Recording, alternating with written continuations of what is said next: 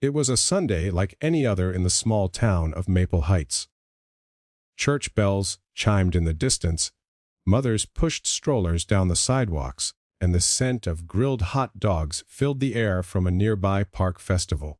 Among the bustling crowd was a little girl named Lily Turner, bright-eyed, ponytailed, and full of questions about everything. Lily had just gotten her weekly reward, a scoop of rich, drippy chocolate ice cream from Mr. Simmons' cart. It was the highlight of her weekend, something she looked forward to after a long week of chores and school. Her mother, Sarah, smiled as Lily licked the cone carefully, making sure not to lose a single drop. They were about to cross Main Street when Lily stopped in her tracks. Sitting near the brick wall of an abandoned bookstore was a woman. Curled up in a tattered coat despite the heat, her hair matted and tangled, her eyes vacant. Most people didn't notice her. Some glanced, frowned, and looked away. But not Lily. The little girl tugged on her mom's hand. "Mommy, why is that lady so sad?" she asked. Sarah followed her daughter's gaze and sighed. "We don't know, sweetheart. She might not have a home." Lily stood still. Then, without another word, she walked slowly over to the woman. The woman looked up, startled. Her eyes, once dull, flickered with the faintest recognition of the world around her. "I think you need this more than me," Lily said softly, offering the half-eaten ice cream cone. The woman stared. Her lips trembled. Tears welled up in her eyes as she accepted the cone with shaking hands. Sarah rushed over, apologizing. "I'm so sorry, Lily just—" But the woman was crying now. Silent, deep sobs that made her shoulders shake. Hair the missing face, the moment passed quickly, but something about it stayed with Sarah. That night, as she tucked Lily into bed, she kept thinking about the woman's face. There was something oddly familiar about her, something she couldn't quite place. The next morning, after dropping Lily at school, Sarah couldn't shake the feeling. She sat down with her coffee and opened her laptop. A sudden thought led her to search missing women in Maple Heights. She scrolled through dozens of faces until one photo made her blood run cold. It was her, younger, healthier, and smiling. But definitely her. Rebecca Hayes, reported missing 5 years ago, last seen walking home from her shift at a diner, age 29 at the time. Sarah gasped, her heart pounded. Could it really be the same woman? She dialed the local police. Within hours, detectives were on the scene, and Rebecca, once presumed dead, was now alive and in their care.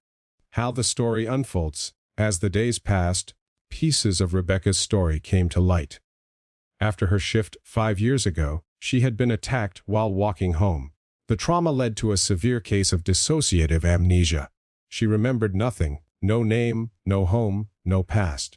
She wandered city to city, surviving on scraps and kindness. Over time, she faded from public memory, becoming just another invisible face on the street. Until Lily saw her.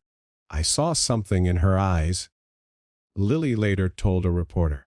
Like she needed someone to see her. The ice cream wasn't just a gesture. It was a bridge back to humanity. A moment that reminded Rebecca she existed. That someone cared. The news spread fast. The town buzzed with shock and awe. Rebecca was reunited with her elderly parents, who had never given up hope. Her younger sister clung to her, sobbing uncontrollably during the reunion. And through it all, little Lily watched quietly, a bit confused by the cameras and reporters, but happy to see the woman smiling. A town transformed. Lily's simple act rippled through Maple Heights. For the first time, people began noticing the homeless in their community. A local cafe started offering free breakfasts. A shelter program received double its usual donations. Teenagers began handing out bottled water and blankets.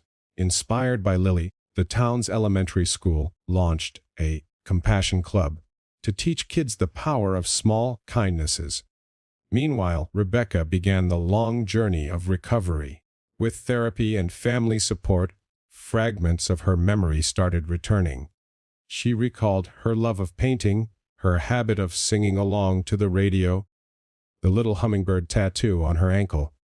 Forgotten pieces of her identity, slowly stitching themselves back together. A deeper bond but there was one bond that couldn't be explained by memory.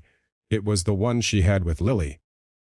I don't know why, Rebecca said during a local interview, but when I saw her, I felt safe, like a thread had been reconnected, like something inside me finally woke up.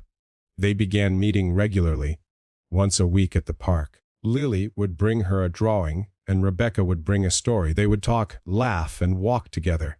It became something sacred.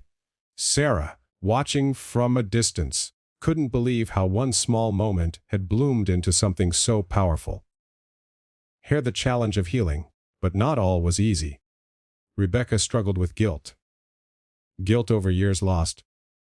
Over pain caused to her family, over being a burden. There were nights when she would wake up screaming, trapped in memories she couldn't fully piece together. Days when she couldn't stop crying for no reason at all. But her family stayed by her side, and so did Lily. Once, during a therapy session, Rebecca mentioned how she felt broken, like a puzzle with missing pieces. Her therapist gently smiled and said, "Then maybe it's not about finding the missing pieces, but about creating new ones." The power of one acti. Lily never sought attention. She was just being Lily, a little girl raised to be kind. But her act did more than spark compassion. It saved a life. It reunited a family. It awakened a town. And most importantly, it reminded the world that one small act of kindness, done from the heart, can unravel even the darkest fate. A glimpse into the future. Years later, Rebecca became a counselor for trauma victims. She painted again, bright, bold pieces full of light and movement. In her office, right behind her desk, hung a framed crayon drawing of a girl handing an ice cream cone to a woman sitting on the ground. Lily, now a teenager, visited often. Their bond had only grown stronger. During one visit, Rebecca knelt down, looked Lily in the eyes, and whispered something she had waited years to say. "You saved me." And Lily, smiling like it was the most ordinary thing in the world, simply replied, "You just needed someone to see you." A ending message for viewers, in a world that moves fast and forgets easily. Be like Lily. Be the one who sees. You never know whose life might be changed by the smallest, quietest act of compassion. Because sometimes a melting ice cream cone is enough to thaw a frozen soul. A suggested cinematic ending scene, a slow motion montage of Lily and Rebecca walking through the park, hand in hand. Rebecca laughing again. Children playing in the background. Soft instrumental music swells. A text fades in on screen. One small act. One little girl. One life forever changed.